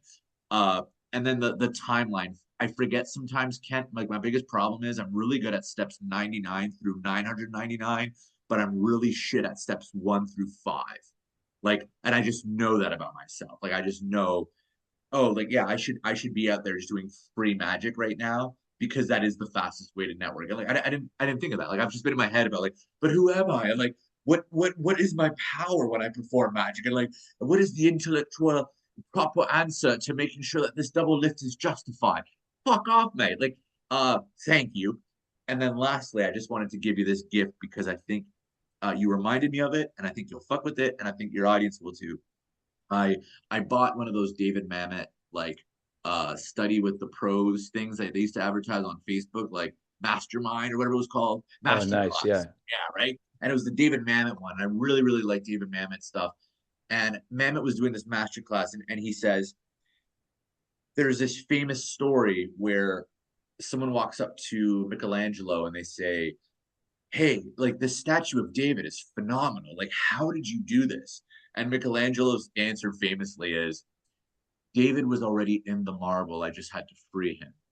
And coming back to your pencil and coin thing, it's like, right, because even Michelangelo, thousands of years ago, had the self awareness to know it's much sexier an answer to the journalists and the pleb and the layman crowd to say that David was sitting there and he had to be free than the reality, which is, yo, yeah, I was at home with this big block of marble and I had this like metal tool they gave me called the chisel. I think my dad left it laying around. Yo, and then I just started fucking hitting this thing thousands of times an hour for days, for months, for years. In fact, if you look at the calluses on both of my hands, because at one point I had to be ambidextrous in order to continue because my other hand just wouldn't physically cooperate. And then eventually I started to make it look like stuff. And then after hundreds of thousands of more hours, I was able to give you David. It's just not a sexy answer. And you're Right, absolutely right. right. You're absolutely right, man. Like you called it corporate douche. And I totally agree. Like even Michelangelo was guilty of it. Like the Vatican ceiling, right? Like the Sistine Chapel. Like it's a much sexier answer to be like, oh, God's wisdom and his art just imparted into me. And I just felt it through the brushstrokes. Right. No one wants to hear, yo, I showed up and I painted 12 hours a day for 18 years. Yeah, for sure. Okay, so in terms of the thing that you just said, the steps 1 through 99, absolutely find ways to perform for free for sure. Because there's three things that I want to say really quick because anyone that's wanting to get started like right away, this is hold on, there were three things. I can only think of two right now, but there were three things for sure. I'll think of the third one later. It might have been a response to something that you were saying, but to begin right away, I think that you'll do this because I don't think that you have the ego that's going to prevent you from doing this. A lot of people will. A lot of people do have that ego. This is straight from Gary V. You want to start a new business, right? You make a video. It's a selfie video, and the selfie video is hey guys. I know that you're getting this. If you're getting this right now, it's because I'm literally sending this to every single person in my contacts. I'm sorry if I haven't seen you since high school. I'm sorry if we only met once at a bar, but you might also be my best friend. But my name is X, and I'm starting this new pursuit. My goal is to become a corporate magician. So I want to be able to do private and public gigs, but this is the private part of that. And if you know, it is my dream to do this. I'm really good at magic. I've been doing it for 30 years. It's my dream to do this. I want to do this. So if you, this isn't even for you. This is for anyone that you know who might be a decision maker inside of some kind of organization, or somebody who participates in planning parties of any kind. If you could forward my information to them or reply to me with their information, that would be really, really awesome. And I'm sorry if we haven't spoken for years and years, and I'm sorry if you don't even remember who I am, but thank you so much for taking the time. And then you send that to every single person that's in your contact list. Every single person that's on Facebook, that follows you on Instagram, that follows you on that is in your phone from 30 years of keeping contacts. You do 100 of those sends every single day, and you'll have so much business that you won't know what to do with it. And so that's one. Uh, what do you think of that? Yeah, brilliant, dude. Yeah. Yeah. Yeah, Yeah, 100%. way better than busking to try and get a gig. Way better than busking because it's all hot leads. Um, and it's all like emotional and authentic. This was the second thing. The authentic thing is that if you want to build a following that's bigger than the following of people that you're know, I mean, I think honestly, this is just an intuition thing, but I think if you're starting to do this, um, and people already are sort of like digging you from the bar magic thing, I think if you just posted this journey, uh, and you just made this journey public, then it would be number one, really useful for any of the magic community people in the world who are trying to do this. And number two, I think if people like you, then they'll follow along. It's You know, it's it's a playing it's a my vulnerable security as thing well. for sure, but you know, uh, yeah, I think it's a vulnerability thing, but I think that people, they fall in love with people, and that's gonna that will probably be good. I can't say, I don't have numbers on that, but no guarantees there. But I think honestly, if there were, I don't think a YouTube channel exists right now where somebody is like almost starting from scratch, and then not scratch because you've got so much experience, and like it's glacier, right? Like you've got like this little thing on top, and underneath the water is just so much.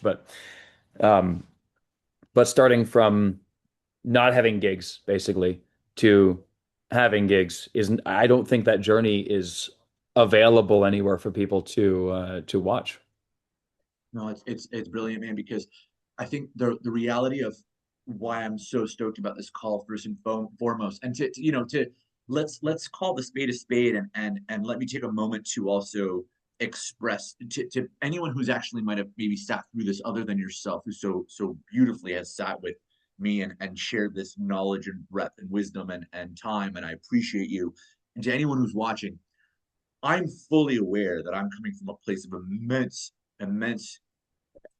The word privilege gets tossed around, but I won't call it that. I'm going to call it like uh, richness. Like glacier, subwater glacier richness. Because yeah, 273,000 people on YouTube. Okay, cool. And a lot of people look at that and go, "Man, I wish I was him." Here's what they don't tell you: 54-second clip. 54 seconds is the best performing duration of my YouTube shorts. Takes me on average 6.2 hours. And I know because I've done enough of them to have that data. 6.2 hours. And that's being conservative, right? But that's writing, filming, editing, showing up to the studio. So the to and from. And the edit's a big part of that. Obviously, the edit takes me a couple of hours because it's like, green screen and chroma key heavy and fast cuts comedy, right? So you need sound effects, blah, blah, blah. I got to this point, Kent, which is like, for what? Like, it's impression based marketing, right? Like politicians do at election time. They put up these signs Mm. and they just try to hit you and hit you and hit you. and that's great. There's no depth there. And that was in my form submission, which is like, if I tried to sell a single theater show seat right now, ticket, no. And for good reason, because in my YouTube stats, it shows me like 96% of audience, new viewers. So 4% are regular viewers. They actually actively come back to my channel. That's part Mm. ecosystem and part viewer psychology. If we go into YouTube in vertical format, it's because we're standing in line somewhere, we're waiting at a restaurant, we're killing time in our relationship because our partner's taking a shit, whatever it is, and we're scrolling and we're getting these vertical dopamine hits. But long form, right? Like you said, the storyteller, I'm sure he's doing shit that's 20, 30, 45 minutes, an hour and a half. Like these stories are long and people are sitting there and they're developing this relationship. And so you're absolutely right. Like I'm not starting from scratch, but in a lot of ways, I think people need to be very disillusioned by the fact that like being a YouTuber, don't do what I did. Like if your goal is to create money, like I was lucky. My goal was just like, have fun with this. And then the numbers happen. But as you said, I'm not an ego guy. I don't look at my vanity metrics. I'm more interested in the psychology behind the metrics. I'm sort of a deep level thinker, if people couldn't tell from this fucking conversation. I like big thoughts. And so I really appreciate what you just said, because Gary Vee would also tell me, document, don't create.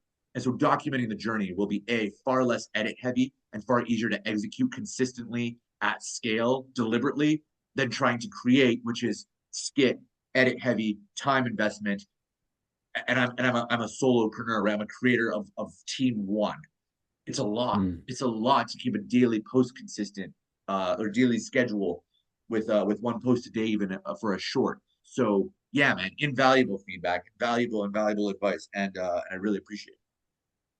Nice. And I thank you for the kind words, obviously. There's one other thing that I wanted to say too, in terms of like the doing magic for free. One of the best things that you can do, just in this is also an and thing, but I'll just touch on this really quick.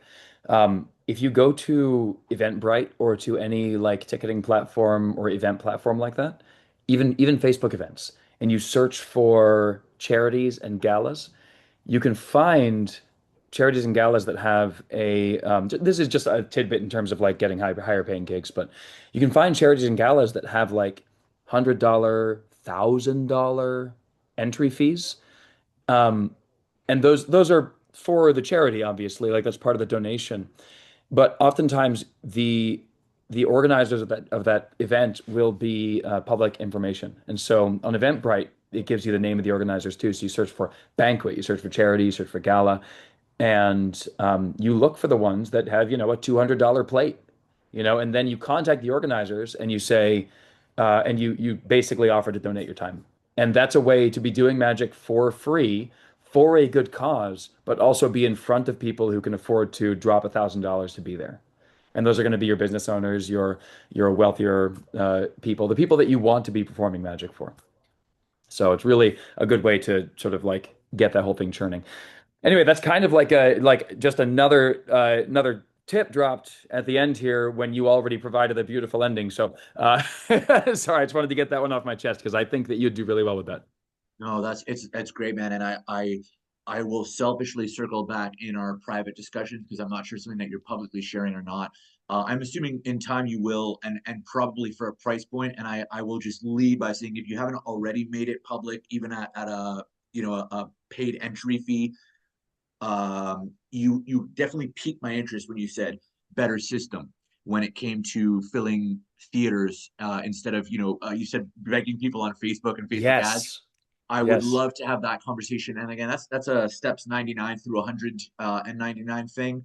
But for now, you gave me some really actionable stuff, man. And I will just start posting today that journey from like selfie game on TikTok, on YouTube. Because the thing is, I don't owe anyone anything. I was thinking, I might reach out to some corporate sponsors. Like, I always spin a bottle at the start of my bartending videos. And I was like, yo, I should reach out to Havana Club and see if they'll sponsor me to do these videos, because the bottle I use is Ray and Nephew. So like I can reach out to Ray and Nephew and be like, yo, you're always here. The thing is, Kent, um, I don't want to be associated with alcohol, and specifically, I don't want to be paid by alcohol brands in any extent, because it's just such a powerful choice. I'm down for that choice for people that want it, but like personally, it's just not it comes down to like I'd rather be homeless because it's just not what I want to be wearing. You know, like I see Good. your That's a real shirt and choice. I've been looking at your shirt trying to figure out like what the fuck your shirt is, but I know that it's something that you speak to. It's not because I can just tell by the font. All I saw was Ando, and now I see Mandalay, but I just knew from like the shirt, like that tiny little quadrant, that it was something that you enjoyed, not it wasn't bicycle, United States Playing Card Company. Yeah, Uh, yeah, right, right. yeah, and I think when it comes to authenticity, man, like people trust faced brands, personal brands, way more than they do faceless brands. And I think that is the reason that Mr. Beast has given these CPGs a run for their money. Because like when I think Audi, I don't know what the fuck I'm thinking of, but when I think Tesla, I can put a face to that. And so like Mm, political stuff aside, personally, I'd rather buy the Tesla because I can at least picture the face behind it, right? It's weird. yeah.